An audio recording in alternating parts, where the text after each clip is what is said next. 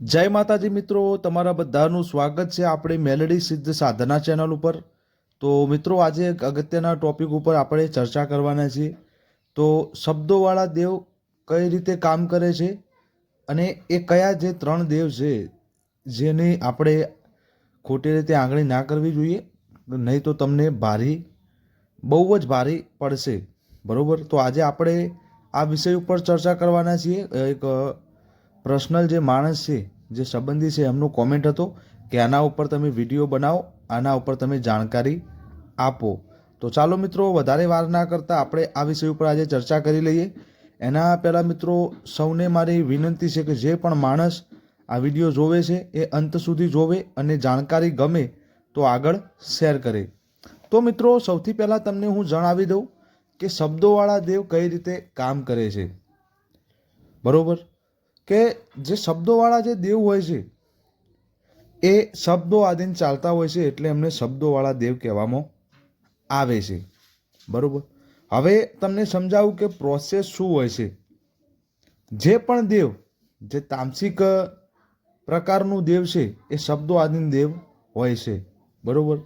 બીજું કે તમને જણાવવા માગું છું કે શબ્દોવાળા દેવ તમારે કોઈ કામ ઉપર મોકલવાના હોય, બરોબર, તો એમના શબ્દોની જરૂર પડે છે। હવે ઘણા બધાના મગજમાં એક વિચાર પણ આવી ગયો હશે કે એ શબ્દો ક્યાંથી લાવવા। તો સૌપ્રથમ પહેલાં તમને જણાવી દઉં કે જે પણ તમારા ગુરુ હોય, જેના અંડર તમે ભુવાપણે શીખ્યા હોય કે સાધના શીખ્યા હોય, કે જે તમને જાણકારી પ્રોવાઈડ કરે છે, એમને પૂછો, બરોબર। એ તમને પહેલાં એ શબ્દો આપશે જે દેવને જાગૃત કરાય। જ્યારે તમારા પાસે દેવને જાગૃત કરવાના શબ્દો આવી જાય, ત્યારબાદ તમે દેવને સિદ્ધ કરો। ત્યારબાદ જે દેવ પાસેથી તમને મળે છે એને શબ્દો કહેવાય, બરોબર। તમે સાંભળ્યું હશે કે સાડા ત્રણ શબ્દ, બરાબર, 3.5 ઘડીમાં કામ કરનારી માતાઓ, બરોબર, નામ સાંભળ્યું હશે અખત ઝાપડી। તો આ બધા જે છે એ શબ્દોવાળા દેવ છે। હવે શબ્દોવાળા દેવ કઈ રીતે કામ કરે છે તો હું તમને જણાવું કે શબ્દોવાળા જે દેવ છે એ તમે દેખો, દેવ છે એ ન્યાય માટે જ લડે છે હંમેશા માટે, પણ જે શબ્દોવાળા દેવ હોય છે એમને અમુક ખોટી રીતે પણ ચલાવતા હોય છે, કેમ કે એમના પાસે શબ્દો હોય છે। અને જ્યારે એ દેવને તમે સિદ્ધ કરેલું હોય, બરોબર, એમને જાગૃત કરેલું હોય, પ્રત્યક્ષીકરણ કરેલું હોય અને તમારા પાસે એમના સાચા શબ્દો છે, તો તમે એમના જોડે કંઈ પણ કામ કરાવી શકો છો, કોઈ પણ ખરાબ કામે તમે કરાવી શકો છો, બરોબર। હવે તમને એક વસ્તુ આમાં જણાવી દઉં કે અખત ઝાપડી થઈ ગઈ, બરોબર, પછી થઈ ગઈ મસાણી મેલડી જેવી માતા, બરોબર, પછી જેને ભૂત પ્રેત ચૂડેલ, આ બધી જે પ્રેતો છે એમને જો સાધેલા હોય તો આ બધા કામ તમે જે કામ કરાવો એ કામ કરશે। સારા માટે ઉપયોગ કરો તોય અને ખોટા માટે પણ ઉપયોગ કરો તોય। બીજું તમને જણાવી દઉં કે તમને વિડીયોમાં ફોટો દેખાતો જ હશે કે એક મસાણી મેલડીનો ફોટો છે, એક અખત ઝાપડીનો ફોટો છે અને એક પ્રેત, જેને ચૂડેલ કહી શકાય, એમનો એક ફોટો છે। જો આ 3 દેવ કોઈના જોડે હોય કે તમારા ઘરમાં આ 3 દેવનું કદાચ દુઃખ હોય, બરોબર, તો તમારે સૌ પ્રથમ અને જલ્દીને જલ્દી આનું નિવારણ કરવાનું છે।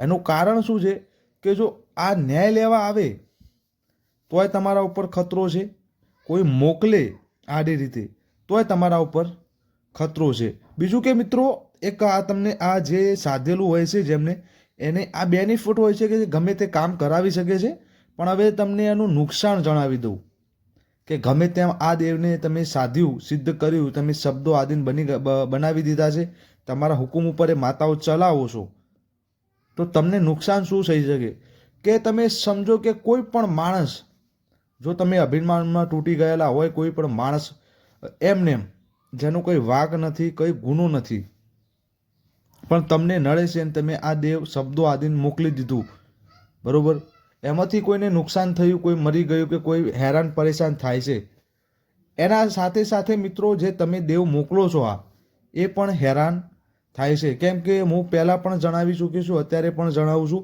કે જે શબ્દોવાળા દેવ છે એ દેવ જ છે, એ ન્યાય માટે જ લડતા હોય છે. પણ તમે એમને આડી રીતે વાપરો, હવે તમે શબ્દો મારીને મોકલ્યા છે એટલે કામ તો એ કરવાના છે, કેમ કે સિદ્ધ કરેલા છે અને તમારા વચનોમાં બંધાયેલા છે.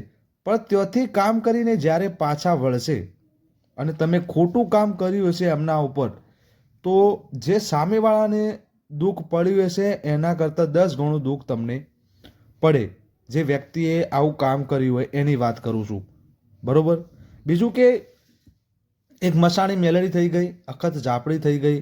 આ બધો એટલો ઉગ્ર દેવ છે અત્યારે કળિયુગમાં, અને હું પોતે જ સેવક છું આ દેવોનો, બરોબર. બીજું કે આખા ઝાપડીનો હું ભૂવો છું, એટલે તમને જણાવવા માગું છું કે એક કાળો કેર કહેવાય, બરાબર, એક નરકનો કૂવો કહેવાય અખત ઝાપડી. એટલે એ જ્યાં વળગે એટલે પેઢી ઉપર વાત થાય મિત્રો, ઘણા બધા જીવ પણ લઈ લે. એટલે કોઈ પણ માણસને મારી એક જ વિનંતી છે, કોઈ પણ આ દેવોની કોઈએ ઉગ્ર સાધનાઓ કરેલી હોય તો કોઈને જોયા વગર કે જાણ્યા વગર કોઈના ઉપર ઉપયોગ કરવો નહીં. જ્યાં સુધી સમાધાનથી પડતું હોય ત્યાં સુધી આ વસ્તુ ના કરવી. બીજું કે ના છૂટકે જ આ વસ્તુનો પ્રયોગ કરવો, મારો માનો તો કદી પણ ના કરવો.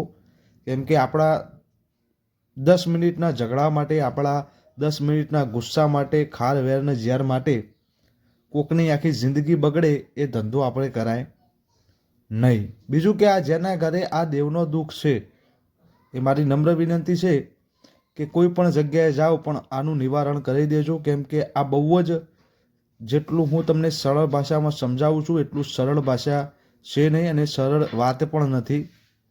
કેમ કે જે પણ આ વિડીયો જોશે એને જો થોડી ઘણી આ દેવો વિશે માહિતી હશે, એમને ખબર પડી જ ગઈ હશે કે આ ભાઈ કઈ વાત કરે છે ને કેમની વાત કરે છે, બરોબર.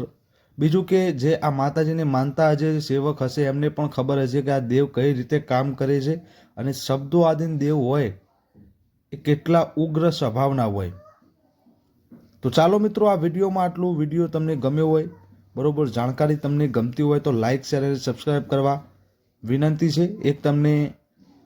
એક વધારાની તમને ટિપ્સ આપતો જઉં છું કે કોઈ પણ દેવ હોય, જ્યારે જ્યારે શબ્દો આદિન હોય, બરોબર, અને એનું ખોટું કામ તમારા ઉપર પ્રયોગ કરવામાં આવે તો એ એટલું ઉગ્ર હોય છે કે વાત છોડી દો, બરોબર.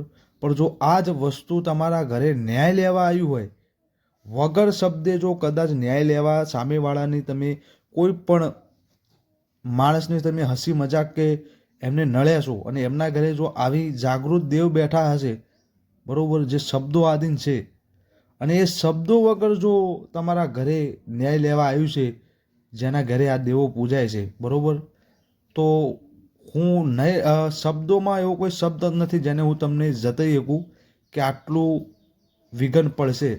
હું તમને ઇન શોર્ટમાં એક જ વસ્તુ કહીશ કે જો તમે આવી દેવ જે પૂજતા હશે ને વગર આંખે નડશો કે એમનું કામ બગાડશો, તો તમે તો બરોબર, તમે તો સમજો કે તમારું તો એન્ડ જ છે, બરોબર, પણ તમારી આવનારી પેઢી પણ ભોગવશે, બરોબર.